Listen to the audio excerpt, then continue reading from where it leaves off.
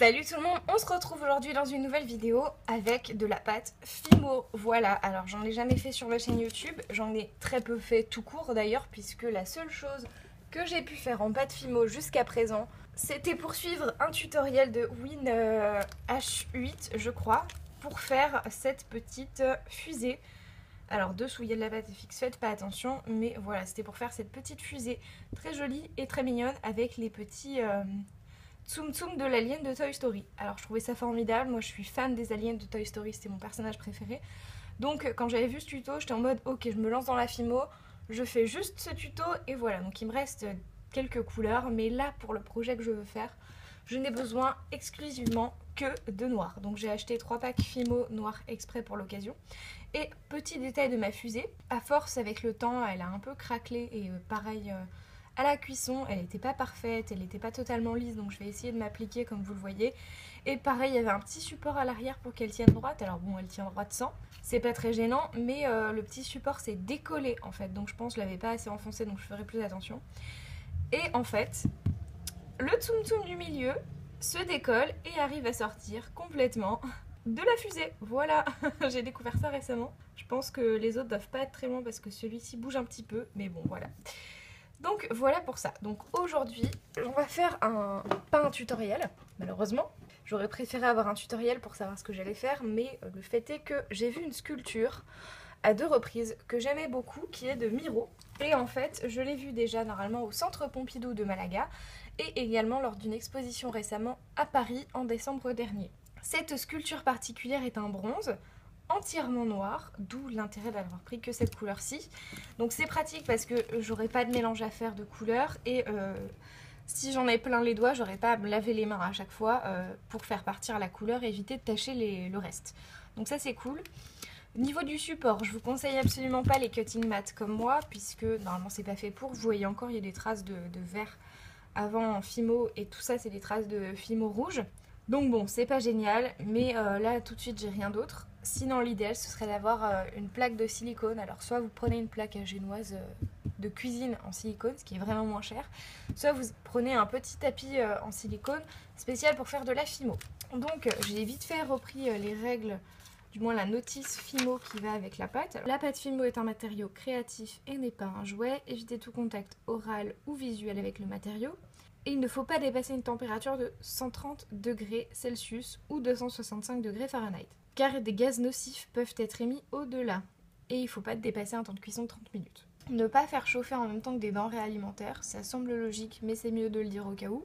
Pour les objets de plus grande taille, il est possible d'utiliser un noyau constitué de film en aluminium pour économiser de la matière. Ça peut être cool à savoir. Alors là, je pense que je vais le faire entièrement en Fimo, mais pour des créations plus grosses, c'est très intéressant. Ah, alors truc très sympathique, déjà le matériel est jeté avec les ordures ménagères. Ok, mais alors pour conserver la Fimo, il faut la conserver au frais et au sec dans un film en aluminium ou dans des sacs en polyéthylène. Alors moi c'est pas du tout le cas, ma Fimo elle est dans une boîte dans mon entrée où il y a le chauffage, donc je pense que je vais les changer de place très prochainement. Mais donc ça se conserve au frais, je ne savais pas du tout. Donc on est parti, je vais d'abord déjà vous mettre une petite photo. Donc l'œuvre de Joan Miro que je vais essayer de reproduire aujourd'hui puisqu'elle n'est vendue nulle part en petite reproduction, sinon j'aurais fait ça, c'était moins chiant. Elle date de 1969 et c'est intitulé Femme. Donc c'est un bronze et dans la réalité elle est très grande. En fait elle fait 188 par 123 par 108 cm.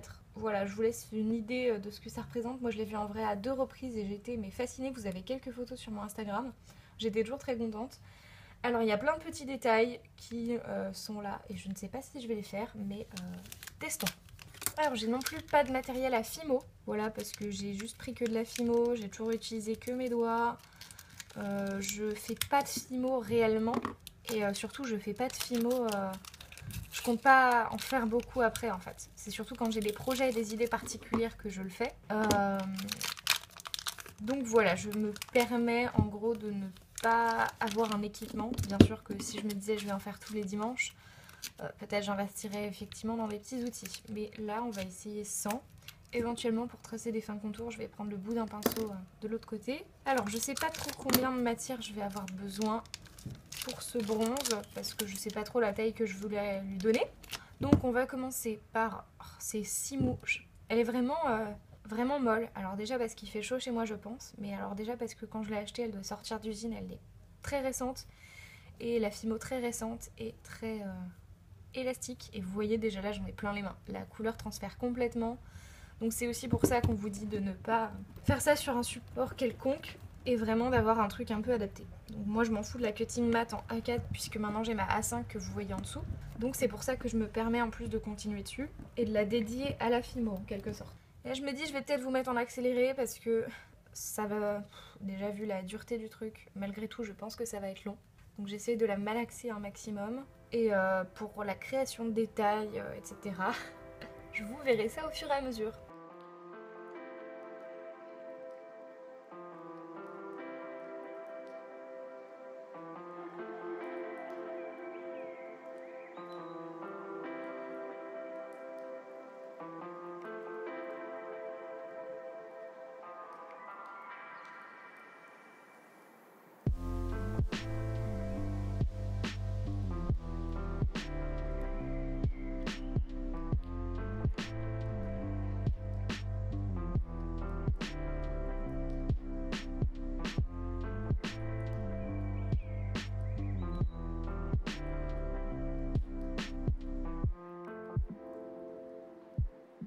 Life is weird.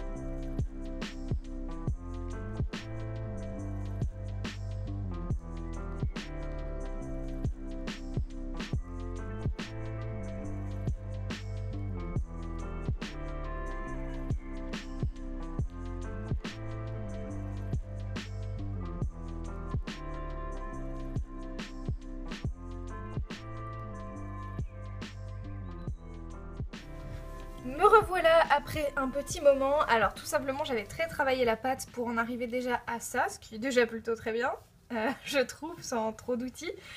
Et j'ai abandonné quelques détails, je vous avouerai. Donc là j'ai pris des gants parce que j'en avais marre de me salir les mains et que je sors de la douche entre temps. Donc voilà, je vais éviter de m'en mettre encore plein les mains sachant que tout mon tapis est noirci. Donc vous le voyez, voilà à quoi ressemble pour le moment ma petite figurine. Alors je suis pas très contente des petites fesses de la statue, mais écoutez, je suis pas sûre d'arriver à mieux. Et les seins, bon bah c'est pas exactement la réplique, mais ça me convient plutôt. En plus de ça, j'ai vraiment beaucoup de marques d'empreintes digitales sur ma statue. Donc je sais pas, je vais essayer de gommer un peu ça avec les gants. Ça me dérange pas tant que ça non plus qu'elle ait des empreintes après quand même, donc c'est pas très grave, mais bon, si je peux éviter un maximum c'est mieux.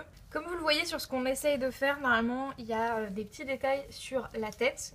Donc là elle est de face. Et premièrement je trouve ça pas forcément joli, ça me fait toujours l'impression qu'elle a un visage un peu de chien, donc j'aime pas ça. Et du coup bah, je me suis dit quitte à la reproduire autant la faire comme j'ai envie. Et comme le truc s'appelle femme, j'ai envie de la laisser un peu telle qu'elle, un peu très neutre. Les problèmes majeurs que j'ai rencontrés c'est que bah, je savais pas trop comment m'y prendre, donc j'ai repris plusieurs fois de zéro pour former vraiment les petites choses, en sachant que sur la statue en bronze tout est très lisse, tout est bien collé et je vois pas comment aux endroits des jointures, je peux faire en sorte que ça ne se voie pas, que j'ai rajouté de la matière. Donc ça c'est un peu compliqué. Je vous avouerai, je pourrais regarder encore des tutos sur YouTube, mais là j'ai la flemme, voilà. Et si de mémoire, je crois que la dernière fois j'avais des dotting tools de nail art et je ne mets plus la main dessus, donc voilà, j'essaie de faire un peu sans, mais ce qui n'est pas forcément très pratique. Pareil, je trouve que le buste est un petit peu plus fin que ce qu'il devrait être, mais dans l'ensemble c'est pas trop mal. Et là je me rends compte, le problème c'est que comme mes gants sont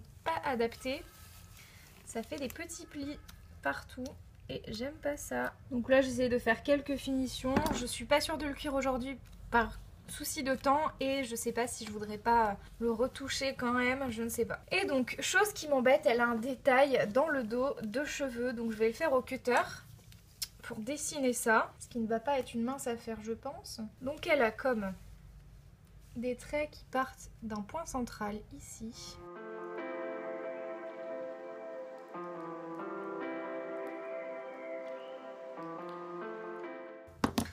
Bon écoutez, je sais pas si vraiment je vais le faire plus profond parce que là j'ai pas l'impression que ça se verra bien et j'ai peur qu'à la cuisson en plus ça se referme un petit peu. Je me souviens pas très bien comment ça cuit. Et j'ai aussi l'autre problème que j'ai un peu peur que ça fragilise un peu la structure, le fait de faire ces découpes dans le dos pour imiter des cheveux. Voilà. Et le moment le plus embêtant je trouve, c'est qu'il y a à l'avant une découpe qui je trouve est importante parce que je trouve qu'elle symbolise un peu... Vous avez les formes surtout sexuelles en fait d'une femme. Donc vous avez et la poitrine et une sorte de découpe je trouve en rapport avec le ventre jusqu'à l'utérus et le vagin. Donc je ne sais pas. Écoutez, on va essayer ça quand même hein.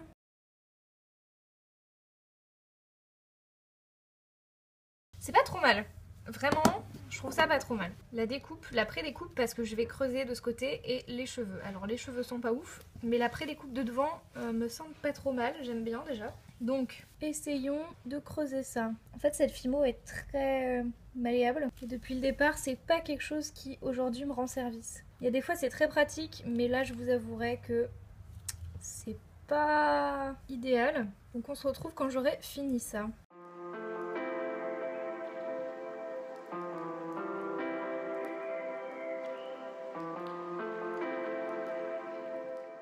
Et me voilà de retour enfin et voici à quoi ça ressemble. Alors je l'ai cuit finalement, ça y est, je l'ai pas encore verni et j'aime bien l'effet mat là donc je sais pas ce que je vais en faire pour le moment mais il peut rester tel quel, il n'y a pas de souci et puis je le finirai une autre fois.